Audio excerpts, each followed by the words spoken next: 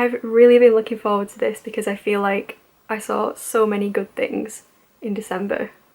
Obviously, my favourite part of the month was getting to go home and spend Christmas with my family. I also went to see the fireworks in London for New Year, so that was really exciting as well. Although, I don't think I would ever do it again because it was freezing cold and we had to just stand there and wait for like 2 hours. I'm really glad that we went and did it. I just feel a little bit guilty for making my family stand around for that long in the cold to watch a 10-minute fireworks show. We even brought champagne with us when we went to watch them, but we didn't end up drinking any because it was that cold by the end of it that we just thought, there is no way we are even touching that bottle, it's going to be ice cold by now. And all we wanted was hot chocolate. So on to my favourite things of December. As always, I'll leave a link in the description to a playlist of songs that I've listened to in December and loved. But as for things that I've seen, I talked about this first one in my Christmas haul, and that is Inside Out. This is a Pixar film about the embodiments of emotions that live inside a preteen girl's head, and they have to navigate her emotions as she is moved from her home and everything that she knows to San Francisco. Like I said in my other video, I was really surprised by this one and how deep it was. Yes, you can watch it as quite a silly story about what if there were emotions living inside your head that sort of have this control room, but it can also be read further into. This film perfectly described the stages that I went through when I was suffering from depression. So from losing joy and sadness, to losing interests in the things that I loved, to feeling angry all the time and disgusted and scared, to pushing away friends, to losing my imagination. All of that was portrayed in this film so perfectly, and it's the only time that I've ever seen this done in any sort of film or TV show, and it's the first time that I really felt like somebody else got it. And I'm just so grateful to this film because I know that there'll be kids watching it and people watching it who finally have that moment where they think, actually, this is it. This describes exactly how I felt, because it is such a hard thing to describe, especially to somebody else that hasn't been through it.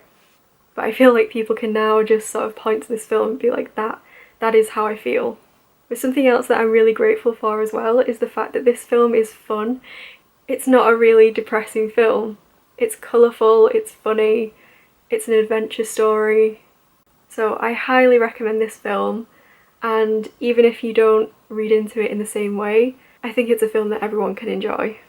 But I would advise to have some tissues on hand, just in case. The other film that I wanted to mention is probably in a lot of people's favourites for December, and that was Star Wars The Force Awakens. I went to see this with my mum and dad, and my dad is a big fan of Star Wars and always has been, but I know pretty much nothing about it. Most of what I know about the Star Wars franchise comes from like pop culture references and the crash course that my dad gave me before we went into the cinema. But I came out really surprised. I really enjoyed it. And my dad really enjoyed it as well. I feel like that's a really big achievement for a franchise because it was entertaining not only to an old fan, but it was also entertaining to someone who didn't really know much about it. When the titles rolled and the music played and you see all the writing go across the screen, I just felt really excited because I could imagine my dad sitting there as a kid and just being completely blown away by this amazing new thing. I don't want to say much about it because I know there'll be people out there that haven't seen it yet who really don't want to hear anything about it. All I will say is that I really liked the new characters involved in the story. Out of the heroes, I don't think there was one that I didn't like. There was also one character who seems to be really good at everything, and while I was watching the film I really enjoyed that. But then when I came out of it I thought it might have been nice to see a little bit more vulnerability, a little bit more of a struggle for that character. And I also want an explanation as to why they're so good at everything. And me and my dad have theories about that. And I feel like this is something that I notice more and more with films, but I thought the costuming and the settings were just fantastic. I love it when a film has so much detail in it that you just know that the world is sprawling and there's so much possibility for imagination. It just feels like a really well developed, established story world. My next two favourites are TV shows. The first one was aired around Christmas time on BBC One, and that was And Then There Were None. It's an adaptation of Agatha Christie's novel. It's about a group of people who are invited to a secluded island, and one by one they start to get killed off.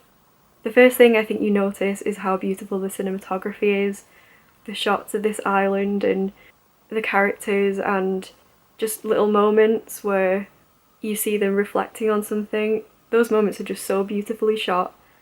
I don't know how else to say it. The second great thing about this is the mystery, obviously. There's a really creepy atmosphere that builds and builds through the story. It felt like watching a horror film at times. It wasn't too much, but it did share a lot of qualities with horror films, like being on a secluded island, people being picked off one by one, things like that. Probably the best part about it are the characters. Very early on we find out that they've all done quite horrible things in the past, and we get to see how they're coping with that and how it's affecting them, and putting them all together in this secluded house creates some really interesting dynamics between them. I really liked seeing how each of the characters dealt with the mounting pressure and tension in the house. And as a side note to the characters, the acting was absolutely brilliant as well.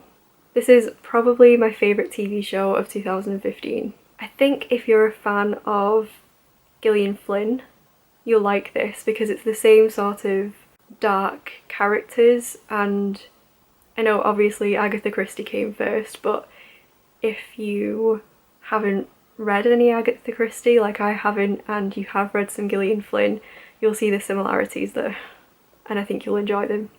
One thing this TV show has made me want to do is read Agatha Christie this year, because if her other mysteries are like this, then I am in.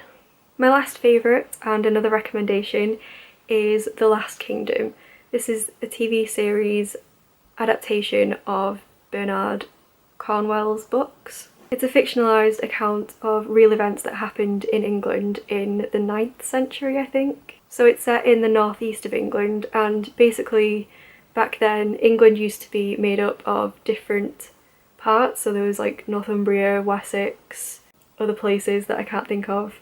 And eventually all of those different parts are united and become England, and that's what the story is about, or I think that's what the story is leading up to. I'm pretty sure that Uhtred, the main character of this series, is fictional, but he is a Saxon boy who is taken by Vikings as a slave when the Vikings invade Northumbria. And then there's a bit of a time gap and we get to see him as an adult after having lived with the Danes for so long, and he has to sort of choose between the two groups. Is he on the side of the Saxons or is he a Dane? There are some parts of the story that stay true to the history that we know, so the character of King Alfred is pretty similar to the one that I learned about in history. He's a very pious man, and I don't want to spoil things, but eventually he does unite England, so that's why I think that's where the story is leading up to. You'll spend most of the series shouting at Uhtred for making terrible decisions and not listening to his friends and the people around him, but what I really liked about this series was that the characters really develop, but they also maintain what makes them them as well. Those were all of my favourites from December 2015. Let me know if you've seen any of these and we can talk about it in the comments. Thanks so much for watching. Like, comment, subscribe if you want to, and I'll see you next time. Goodbye!